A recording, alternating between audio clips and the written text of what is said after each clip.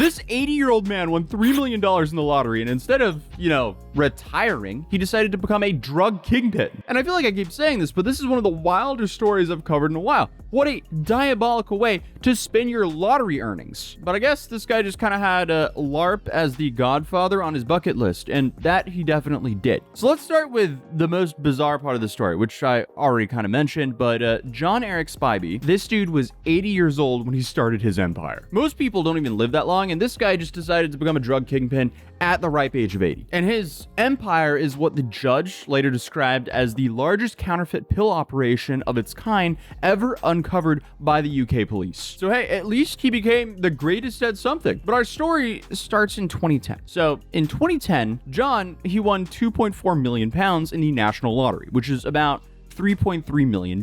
So most people after winning over $3 million, especially at the age of 80, would probably disappear into a quiet, comfortable lifestyle. I don't know what you guys would be getting if you won $3 million in the lottery, but I would get a house on a lake, a boat, and a Yeti 350 because I would be doing a lot of fishing. But I guess John Spivey over here, he looked at his lottery winnings and went, well, instead of retiring, I could flip this and make a whole lot more. And that he definitely did. The dude went full Breaking Bad. So according to prosecutors, Spivey used his winnings to modify his rural home, and he started adding industrial tablet presses, mixers, and packaging equipment worth thousands of dollars.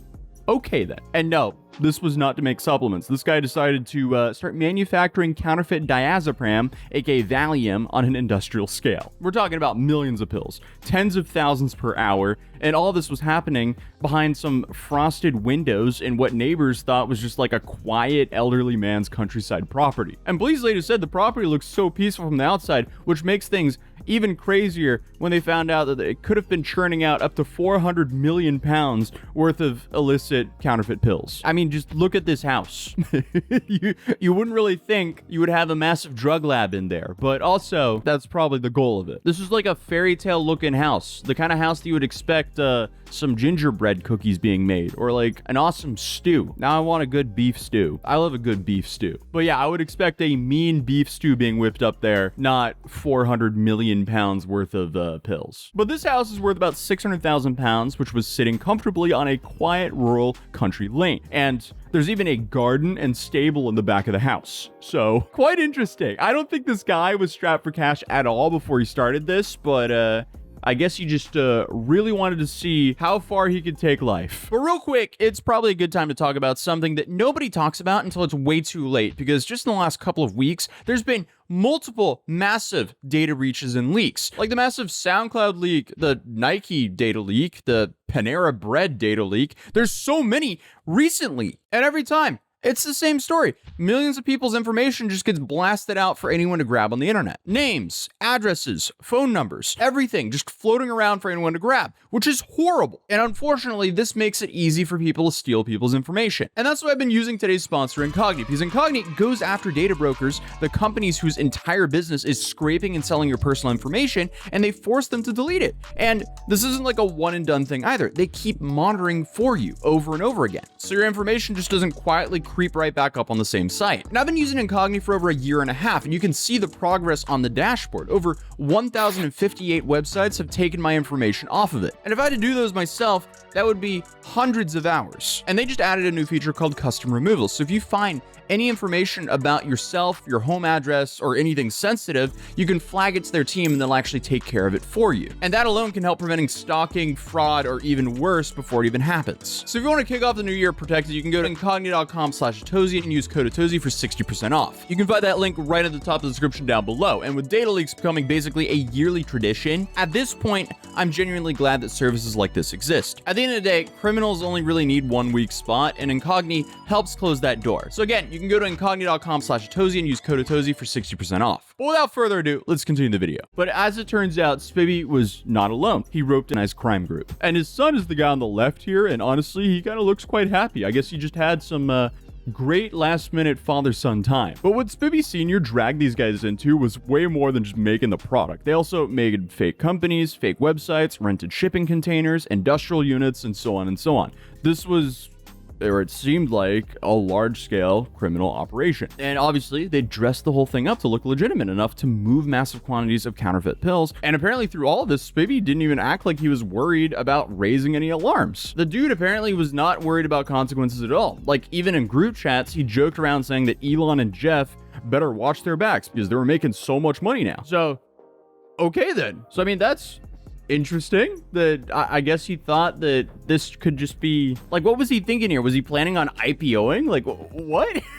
So I guess this 80-year-old fake Valium Kingpin thought he was on some like billionaire mogul status, but that ended up biting him in the ass because police also say the group was stockpiling firearms, including automatic weapons, silencers, ammunition, and that also ties the operation into way more serious organized crime. And just like a whole bunch of these organizations, unfortunately, it caught up to them. Because once police started actually investigating them, it didn't take too long for it all to start crashing down. And investigators say that this really kicked into high gear around 2020. So maybe he was just really bored during COVID or something like that. Or maybe there was just way more demand there suddenly. But I guess others spent the pandemic playing video games, learning to knit, watching every single Netflix show ever created. But this guy Spivvy over here, he just binged all of Breaking Bad and went, you know what? That is my life right now. I'm now going to LARP as Walter White with counterfeit pills instead. Okay, so it was in 2020 that Spivvy and others began manufacturing counterfeit diazepam tablets at a scale that doesn't just happen by accident. So this was industrial production, like the kind of setup you would expect from a legitimate pharmaceutical facility, not some cottage in rural Greater Manchester. But to keep everything moving, apparently they set up a whole fake front-end company where they were selling like tablet presses, powdered supplements, and packaging machines. So on paper, it looked very boring, but in reality, it was a cover to hide the whole real operation that was going on in the background. And they even rented a shipping container to store supplies and millions of finished pressed pills that were waiting to hit the streets. But according to the police, they were actually made to look like real Valium, but instead, obviously they were counterfeit, and they were also laced with Atozy, which is a whole lot more dangerous. And I could easily be botching that name right now, but apparently Atozy. I wasn't too far off. Apparently, Atozy is banned in the United States, and typically it's prescribed for anxiety, but in high doses, it can lead to unconsciousness, respiratory failure, and death. So it's best to avoid this. But obviously, this is something very bad to add into counterfeit pills, which is why one should never take any counterfeit pill ever. And obviously, this did catch up to them, because in April of 2022, officers stopped a vehicle connected to the group. Inside, they found 2.6 million counterfeit pills. What a crazy traffic stop. So the estimated street value from just that one traffic stop ranged from about 1 million to way into the millions, depending on how that was sold.